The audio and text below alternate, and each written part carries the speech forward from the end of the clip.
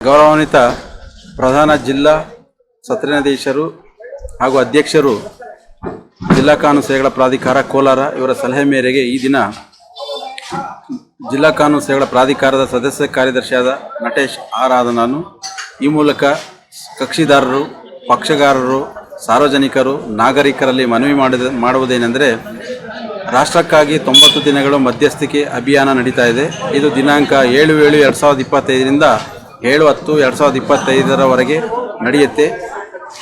ಈ ನಿಟ್ಟಿನಲ್ಲಿ ಸಾಕಷ್ಟು ಪ್ರಕರಣ ಈಗಾಗಲೇ ನ್ಯಾಯಾಲಯದಿಂದ ಮಧ್ಯಸ್ಥಿಕೆ ಕೇಂದ್ರಕ್ಕೆ ಬಂದಿದೆ, ಮಧ್ಯಸ್ಥಿಕೆ ನಡೀತಾ ಇದೆ. ಇದರಲ್ಲಿ ಮಧ್ಯಸ್ಥಿಕೆಗಾರರು, ನುರಿತ ವಕೀಲರು, ಸುಮಾರು 15 ವರ್ಷಗಳ ವಕೀಲಿಕೆ ಅಭ್ಯಾಸ ಮಾಡಿದಂಥ ವಕೀಲರನ್ನು ಮಧ್ಯಸ್ಥಿಕೆದಾರರೆಂದು ಗುರುತಿಸಿ ಅವರಿಗೆ ತರಬೇತಿ ನೀಡಿ ಮಧ್ಯಸ್ಥಿಕೆದಾರರಾಗಿ ಇರ್ತಾರೆ. ನಮ್ಮ ಜಿಲ್ಲಾ ಕಾನೂನು ಸೇವೆಗಳ ಪ್ರಾಧಿಕಾರ ಕೋಲಾರದಲ್ಲಿ ಸುಮಾರು 20 ಜನ ವಕೀಲರು ಹೆಚ್ಚು ಮಧ್ಯಸ್ಥಿಕೆದಾರರಿದ್ದಾರೆ. ಸೊ ಇವರ ಮೂಲಕ ಮಧ್ಯಸ್ಥಿಕೆ ಅಭಿಯಾನ ನಡೀತಾ ಇದೆ. ನ್ಯಾಯಾಲಯದ ಪ್ರಕರಣಗಳು ಮಧ್ಯಸ್ಥಿಕೆ ಕೇಂದ್ರಕ್ಕೆ ಬಂದಾಗ ಪಕ್ಷಗಾರರು ಅದರಲ್ಲಿ ಹಾಜರಾಗಿ ಆ ಪ್ರಕರಣಗಳನ್ನು, ಅದರಲ್ಲೂ ಬಹಳ ಮುಖ್ಯವಾಗಿ ಚೆಕ್ ಬೌನ್ಸ್ ಪ್ರಕರಣ, ಮೋಟಾರ್ ವೆಹಿಕಲ್ಸ್ ಪ್ರಕರಣ, ವಿಭಾಗಕ್ಕಾಗಿ ಹಾಕಿದಂತಹ ದಾವೆಗಳು, ಕೌಟುಂಬಿಕ ನ್ಯಾಯಾಲಯದಲ್ಲಿ ಇರುವಂತಹ ದಾವೆಗಳು, ಈ ಪ್ರಕರಣಗಳನ್ನು ನಮಗೆ ಮಧ್ಯಸ್ಥಿಕೆ ಕೇಂದ್ರಕ್ಕೆ ಬರ್ತಾ ಇದೆ. ಅದನ್ನು ನಾವು ಮಧ್ಯಸ್ಥಿಕೆದಾರರಿಗೆ ನಾವು ಮನವಿ ಮಾಡ್ತೇವೆ, ಇಂಥ ಪ್ರಕರಣಗಳಲ್ಲಿ ತಾವು ಮಧ್ಯಸ್ಥಿಕೆ ವಹಿಸಬೇಕು ಅಂತೇಳಿ. ಅಲ್ಲದೆ ಜೊತೆಗೆ 13/9/2025ಕ್ಕೆ ರಾಷ್ಟ್ರೀಯ ಬೃಹತ್ ಲೋಕ ಅದಾಲತ್ ನಡೀತಾ ಇದೆ. ಇದು 3ನೇ ಲೋಕ ಅದಾಲತ್ ಆಗಿರುತ್ತೆ. ಇದು ಕೋಲಾರ ಜಿಲ್ಲಾ ನ್ಯಾಯಾಲಯದಲ್ಲಿ ಹಾಗೂ ಕೋಲಾರ ಜಿಲ್ಲೆಯ 5 ತಾಲೂಕುಗಳಲ್ಲಿ ಮುಳಬಾಗಿಲು, KGF, ಬಂಗಾರಪೇಟೆ, ಶ್ರೀನಿವಾಸಪುರ, ಮಾಲೂರು ಇಲ್ಲಿಯೂ ಸಹ ನಡೆಯುತ್ತೆ. ಈ ಮಧ್ಯಸ್ಥಿಕೆ ಅಭಿಯಾನವೂ ಸಹ ಎಲ್ಲ ತಾಲೂಕುಗಳಲ್ಲೂ ಸಹ ತಾಲೂಕು ಕಾನೂನು ಸೇವೆಗಳ ಸಮಿತಿಗಳ ವತಿಯಿಂದ ನಡೀತಾ ಇದೆ. ಇದರಲ್ಲಿ ಬಹಳ ಮುಖ್ಯವಾಗಿ ಹೇಳಬೇಕಂತಂದರೆ ನ್ಯಾಯಾಲಯದಲ್ಲಿ ಈಗಾಗಲೇ ಸಾಕಷ್ಟು ಪ್ರಕರಣ ಬಾಕಿ ಇರುವುದು ಎಲ್ಲರಿಗೂ ತಿಳಿದಿದೆ.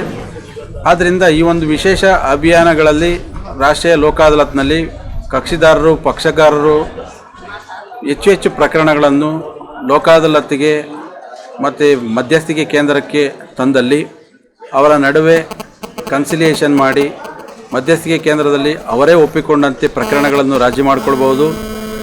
ರಾಷ್ಟ್ರೀಯ ಲೋಕ ಅದಾಲತ್ ಪರವಾಗಿ ಕನ್ಸಿಲಿಯೇಷನ್ ಮಾಡುವಂಥ ಸಂದರ್ಭದಲ್ಲಿ ಅವರ ಪರ ವಕೀಲರುಗಳು ಹಾಜರಾಗಿ ಕನ್ಸಿಲೇಟರ್ಗಳ ಮುಂದೆ ಪ್ರಕರಣಗಳನ್ನು ರಾಜಿ ಮಾಡಿಕೊಡುವಂತಹ ಒಂದು ಸೌಲಭ್ಯವನ್ನು ನಾವು ಜಿಲ್ಲಾ ಕಾನೂನು ಸೇವೆಗಳ ಪ್ರಾಧಿಕಾರದಿಂದ ಮಾಡಿಕೊಡ್ತೇವೆ.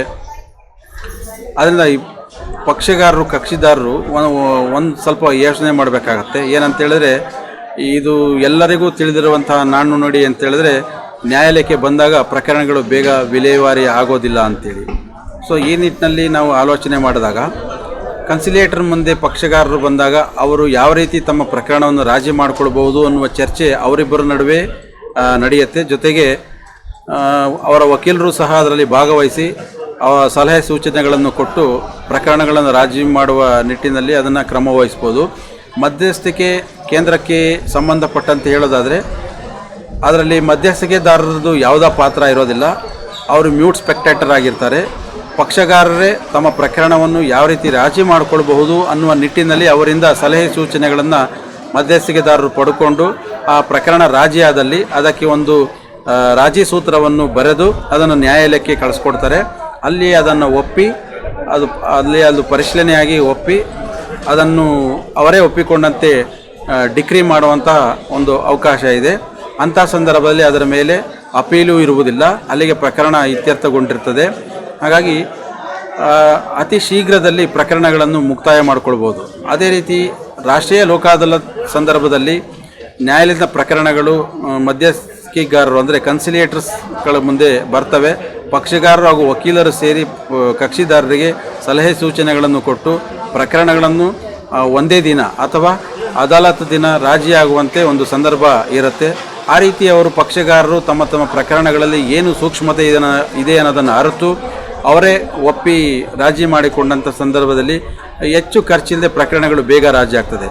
ರಾಷ್ಟ್ರೀಯ ಲೋಕ ಅದಾಲತ್ ವಿಶೇಷ ಏನಂತ ಹೇಳಿದ್ರೆ ಪ್ರಕರಣಗಳು ರಾಜಿಗೊಂಡಲ್ಲಿ ನ್ಯಾಯಾಲಯದ ಶುಲ್ಕ ಕಟ್ಟಿರುವಂಥದ್ದನ್ನು ಪಕ್ಷಗಾರರಿಗೆ ಅದನ್ನು ನ್ಯಾಯಾಲಯದಿಂದ ವಾಪಸ್ ಕೊಡ್ತಾರೆ. ಹಾಗಾಗಿ ರಾಷ್ಟ್ರೀಯ ಲೋಕ ಅದಾಲತ್ನಲ್ಲಿ ರಾಜಿ ಪ್ರಕರಣ ಆದ ಸಂದರ್ಭದಲ್ಲಿ ನ್ಯಾಯಾಲಯದ ಶುಲ್ಕ ವಾಪಸ್ ಬರೋದ್ರಿಂದ ಅಲ್ಲಿ ಖರ್ಚಿನ ಅಗತ್ಯತೆ ಇರೋದಿಲ್ಲ. ಅದಲ್ಲದೆ ಅವರ ವಕೀಲರು ಕೂಡ ಅದರಲ್ಲಿ ಭಾಗವಹಿಸ್ಬೋದು. ಈ ನಿಟ್ಟಿನಲ್ಲಿ ನಾನು ಕೋಲಾರದ ಜಿಲ್ಲೆಯ ಎಲ್ಲ ಪಕ್ಷಗಾರರಿಗೆ, ಕಕ್ಷಿದಾರರಿಗೆ, ಈ ನ್ಯಾಯಾಲಯಕ್ಕೆ ಕೇಸುಗಳು ಪ್ರಕರಣದಲ್ಲಿ ನ್ಯಾಯಾಲಯದಲ್ಲಿ ಬಾಕಿರೋ ಪ್ರಕರಣದಲ್ಲಿ ಬರುತ್ತಿರುವಂತಹ ಎಲ್ಲ ಅಂದರೆ ಕಕ್ಷಿದಾರರಿಗೆ, ನಾಗರಿಕರಿಗೆ ನನ್ನ ಮನವಿ ಏನಂತ ಹೇಳಿದ್ರೆ, ದಯಮಾಡಿ ನೀವು ಇದರಲ್ಲಿ ಹೆಚ್ಚಿನ ರೀತಿಯಲ್ಲಿ ಭಾಗವಹಿಸಿ ಪ್ರಕರಣಗಳನ್ನು ನೀವು ರಾಜಿ ಮಾಡಿಕೊಳ್ಳಿ. ಬೇಗ ಪ್ರಕರಣ ಮುಗಿದ್ರೆ ಇನ್ನೂ ನ್ಯಾಯಾಲಯದಿಂದ ಆಚೆ ಇರುವಂಥ ಕಕ್ಷಿದಾರರು, ಪಕ್ಷಗಾರರು, ಸಾರ್ವಜನಿಕರು ನ್ಯಾಯಾಲಯದ ಕಡೆಗೆ ಮುಖ ಮಾಡ್ತಾರೆ. ಹೆಚ್ಚು ಪ್ರಕರಣಗಳು ಹರಿದು ಬರುವಂತೆ ಆಗ್ತದೆ. ಅಂಥ ಸಂದರ್ಭದಲ್ಲಿ ಇನ್ನೂ ಹೆಚ್ಚು ಪ್ರಕರಣಗಳನ್ನು ನಾವು ನ್ಯಾಯಾಲಯದ ಮೂಲಕ, ರಾಷ್ಟ್ರೀಯ ಲೋಕ ಅದಾಲತ್ ಮೂಲಕ ಮತ್ತು ಮಧ್ಯಸ್ಥಿಕೆ ಮೂಲಕ ಪ್ರಕರಣಗಳನ್ನು ರಾಜಿ ಮಾಡ್ಬೋದು. ಈ ನಿಟ್ಟಿನಲ್ಲಿ ತಾವೆಲ್ಲರೂ ಆಲೋಚನೆ ಮಾಡಿ ತಮ್ಮ ಸಹಕಾರವನ್ನು ಕೊಡಿ ಅಂತ ಕೇಳ್ಕೊಳ್ತೀನಿ.